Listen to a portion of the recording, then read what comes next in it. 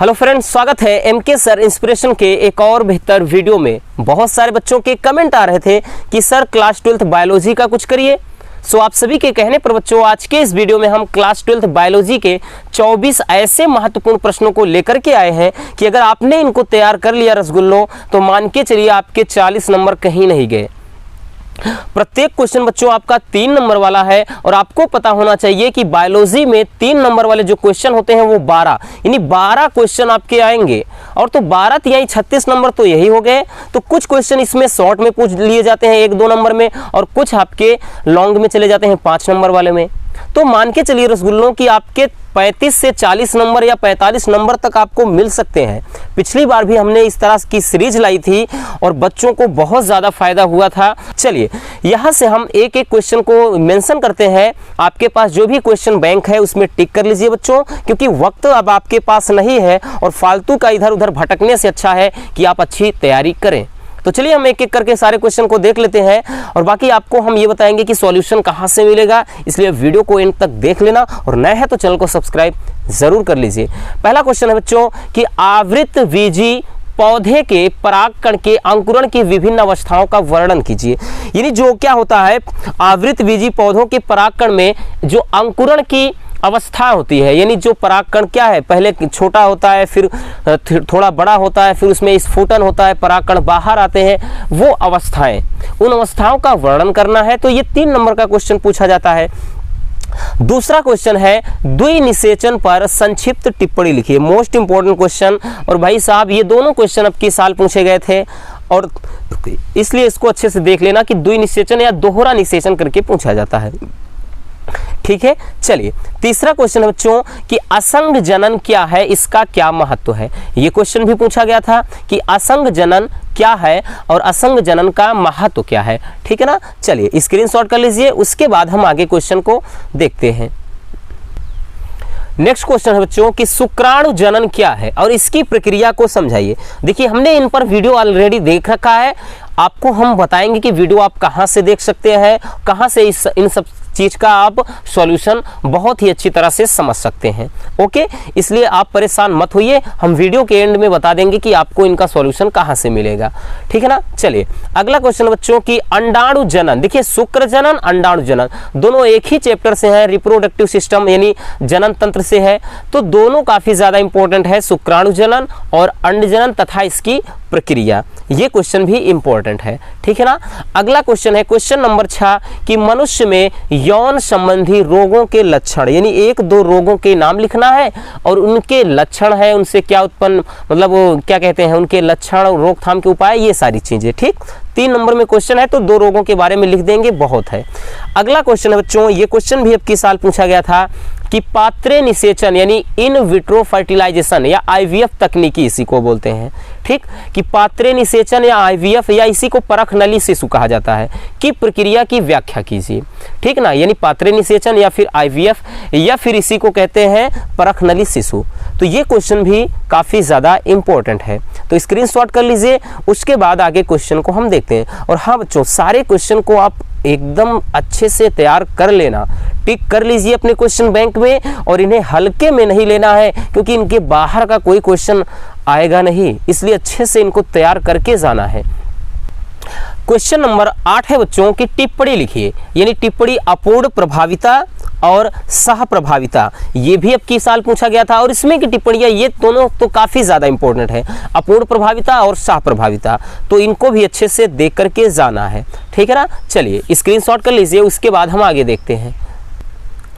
अगला क्वेश्चन है बच्चों क्वेश्चन नंबर 9, अब की साल भी पूछा गया था कि हसियाकार रुधिराणु एनीमिया पर संक्षिप्त टिप्पणी लिखिए। ठीक है ना, हसियाकार रुधिराणु एनीमिया क्या होता है, इस पर टिप्पणी लिखिए।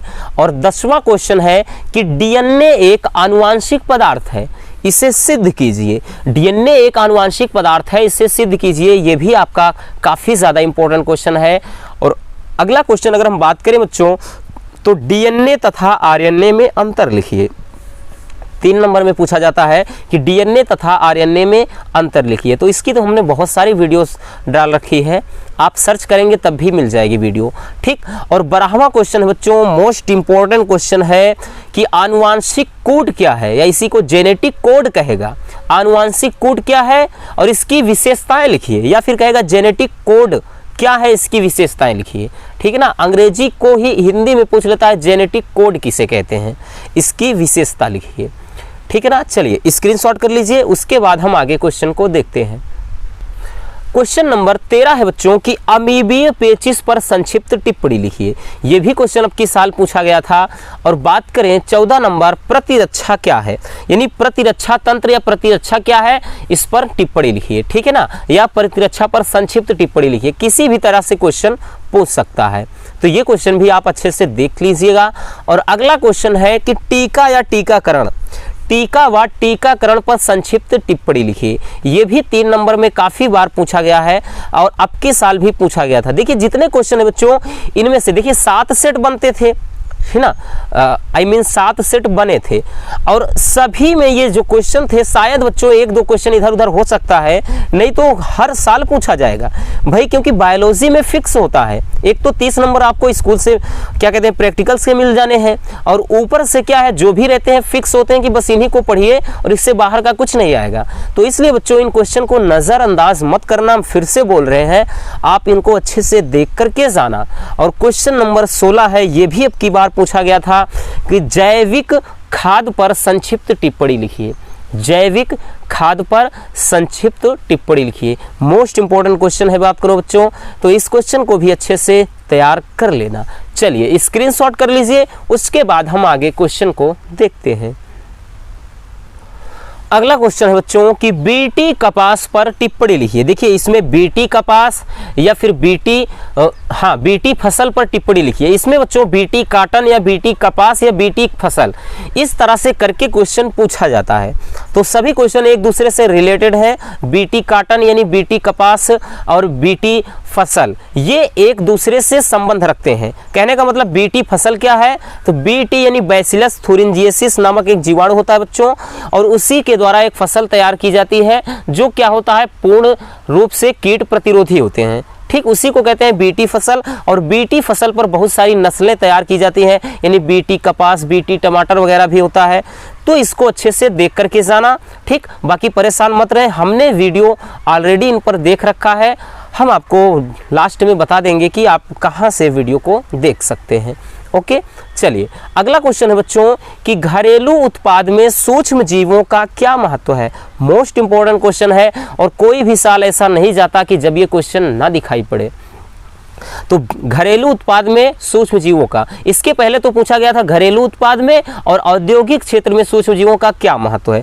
हालांकि वो क्वेश्चन लॉन्ग में पूछा गया था, लेकिन ये 3 नंबर में पूछा जाएगा। तो घरेलू उत्पाद में सूक्ष्म जीवों का क्या महत्व है, इस तरह से पूछा जाएगा। और अगला क्वेश्चन बात करें बच्चों, क्वेश्चन नंबर 19 है, प्लाज्मिड क्या है। प्लाज्मिड क्या है, इस पर संक्षिप्त टिप्पणी लिखिए। ठीक, ये भी आपका इंपॉर्टेंट क्वेश्चन है। और नेक्स्ट क्वेश्चन है कि मानव इंसुलिन पर संक्षिप्त टिप्पणी लिखिए, या फिर मानव इंसुलिन का मानव जीवन पर क्या प्रभाव पड़ता है, ऐसे क्वेश्चन पूछा जाता है। ये भी अब की बार पूछा गया था। और हाँ, इसको स्क्रीनशॉट कर लीजिए, उसके बाद हम आगे क्वेश्चन जो भी बचे हैं देख लेते हैं। चलिए क्वेश्चन नंबर 21 है कि टिप्पणी लिखिए। ये भी मोस्ट इंपॉर्टेंट क्वेश्चन है कि परिजीविता, सहभोजिता और सहजीवन पर संक्षिप्त टिप्पणी लिखिए। ओके, इनको अच्छे से तैयार कर लेना रसगुल्लों, नहीं तो धोखा खा सकते हैं। अगला क्वेश्चन है क्वेश्चन नंबर 22 कि रेड डाटा बुक पर संक्षिप्त टिप्पणी लिखिए। और अब की साल भी ये क्वेश्चन पूछा गया था, और ये तो भाई हर साल पूछा जाता है, इसलिए हमने बताया कि इनको अच्छे से तैयार कर लेना। ये क्वेश्चन तो जरूर पूछा जाएगा, चाहे कुछ आए या फिर ना आए। चलिए 23 नंबर देख सकते हैं कि 23 नंबर की वन्य जीवों का संरक्षण क्यों आवश्यक है।